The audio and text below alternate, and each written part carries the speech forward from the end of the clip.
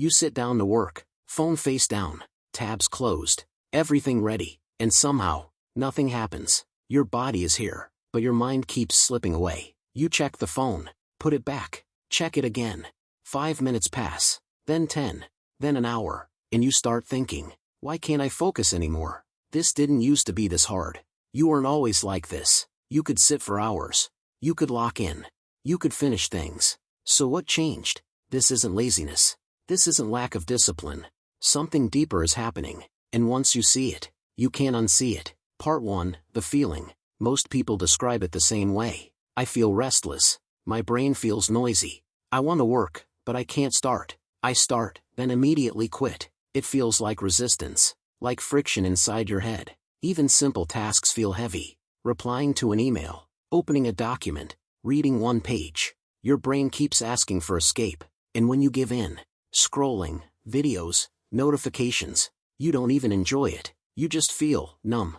This is important, because if the problem was motivation, a motivational video would fix it. But it doesn't. That's how you know. This is neurological. Part 2, your brain's job. Your brain has one main job: protect energy. It constantly asks, what gives the most reward for the least effort? For most of human history, effort and reward were connected. You hunted, you ate.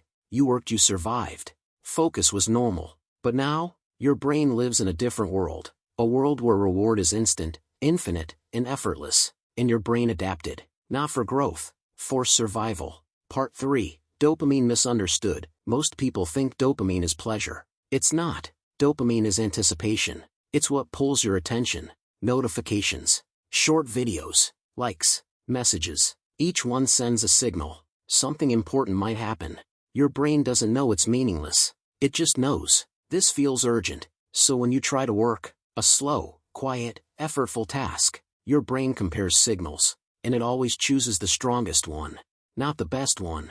Not the important one. The strongest one. That's why focus feels impossible. You're not weak. You're outmatched. Part 4, overstimulation. Here's the real damage. When stimulation hits early and often, your nervous system switches modes.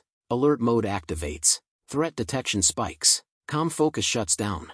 Your brain is no longer built for depth. It's built for reaction. This is why silence feels uncomfortable. Boredom feels painful. Stillness feels wrong. Your brain expects noise. So when there's none, it creates it. Random thoughts, urges, anxiety. That's not your personality. That's withdrawal. Part 5, why willpower fails.